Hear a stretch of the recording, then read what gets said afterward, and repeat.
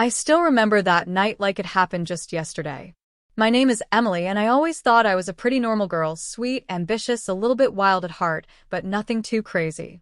I grew up in a small town outside of Chicago, and after moving to the city for college, my world completely opened up. It was there that I met Noah and Ethan, two guys who somehow both managed to steal pieces of my heart. Noah was the first one I met. He was tall, confident, and charming in a way that made me feel like I was the only girl in the world when he looked at me. He loved photography and often made me laugh with his silly jokes and his goofy dancing in the kitchen.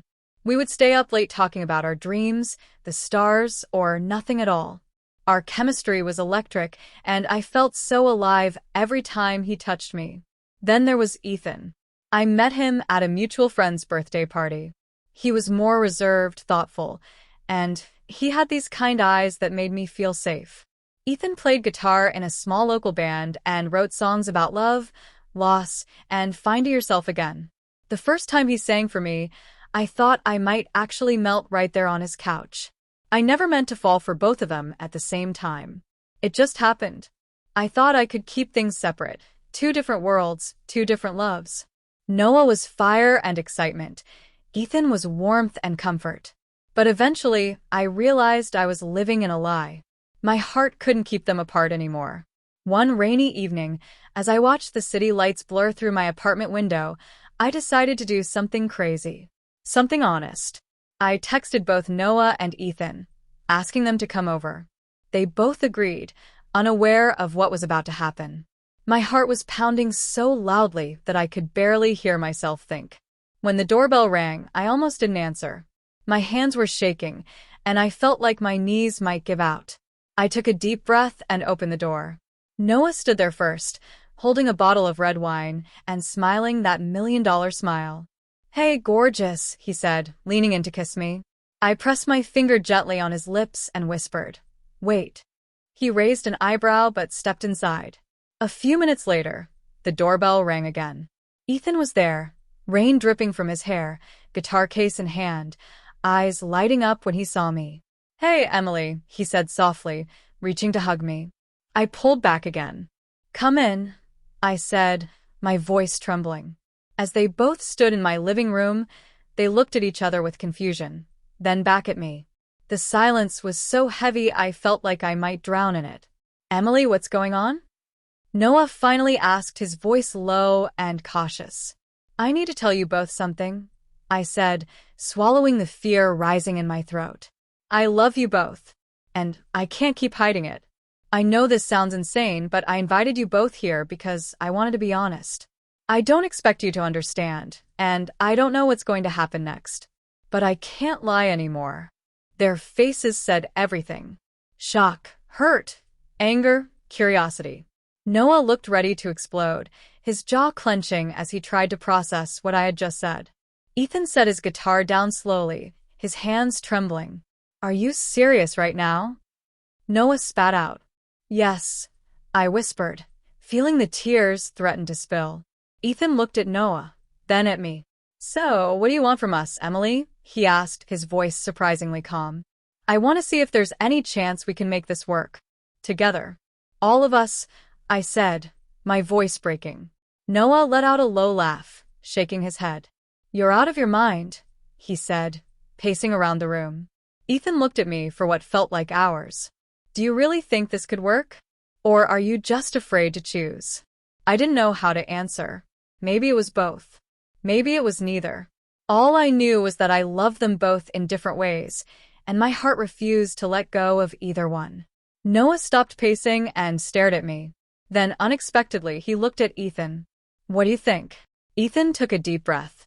"I don't know. I've never even imagined something like this before. But I can't deny how I feel about her. And I can see you feel the same." They looked at each other for a long moment, and I stood there holding my breath, feeling like I might faint. Finally, Noah walked over to me and cupped my face in his hands. He leaned in and kissed me, deeply, passionately, like he was pouring all his confusion and anger and love into that single moment. I felt Ethan move closer, his hand brushing my arm, his breath warm against my neck. It was overwhelming, the tension, the desire, the fear. And yet, I had never felt so alive. Somehow, we all moved toward the bedroom as if pulled by some invisible force.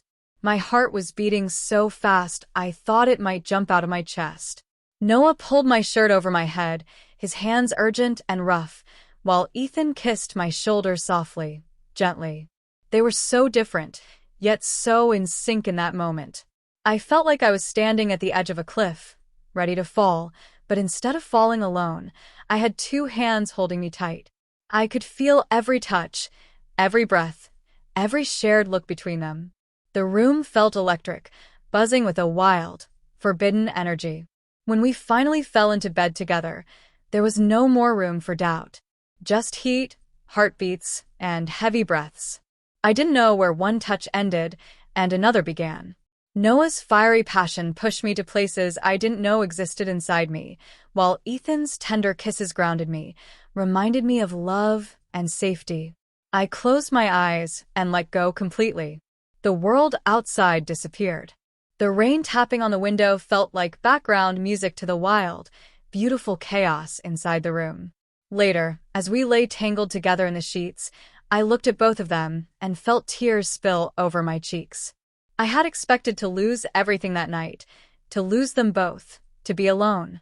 But instead, I found something unexpected. Noah turned to me, brushing my hair back. "I don't know if this can last forever," he whispered. "But tonight, we're here."